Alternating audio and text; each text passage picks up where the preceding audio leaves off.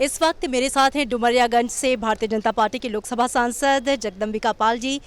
जगदम्बिका जी, सबसे पहले तो संसद टीवी में बहुत स्वागत है आपका। बहुत बहुत धन्यवाद आपका। बहुमत से पारित हुआ विमेन रिजर्वेशन बिल 27 सालों से अधर में था और 2010 में राज्यसभा से पास हुआ था, लेकिन कल एक ऐतिहासिक दिन रहा। इस पर आपकी टिप्पणी?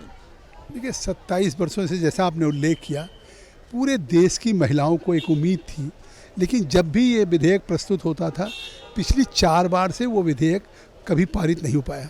तो कितनी मायूसी होती थी। कल भी शायद कन्याकुमारी से कश्मीर तक की महिलाओं की उम्मीदें लगी थी कि ये पास होगा या जो अतीत का हश्र हुआ वो होगा।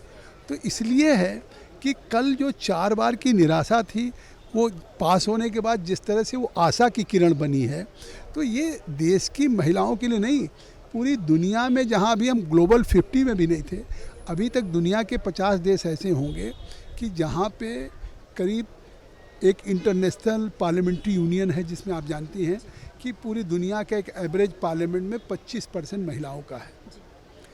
तो हम 15% पे थे, लेकिन कल के इस विधेयक के पारित होने के बाद आज भारत न केवल दुनिया के उस 5 ग्लोबल, मतलब जो हमारे टॉप हैं 50, उसमें हम शामिल हो गए, बल्कि अमेरिका से, रूस से, चाइना से, रूस में 16% है, अमेरिका में 24% है, चाइना में 19% महिलाओं का प्रतिनिधित्व है, और यहाँ 33% होगा।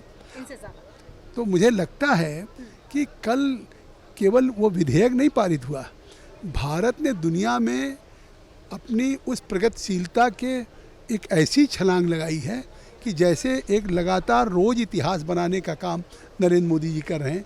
चाहे G20 का एक सफल अभियान हो, मुझे अब समझ में आता है कि G20 में उन्होंने एक वर्किंग ग्रुप ऑन वीमेन पे भी एक कायम किया है कि जिस पे दुनिया की महिलाओं के लिए हो। तो मुझे लगता है कि इनके मन में शुरू से था कि हमको इस बिल को लाना, और स्पेशल सेशन में लेकर के आए। तो किस तरह से वो एक हर दिन इतिहास बनाने का काम कर रहे हैं।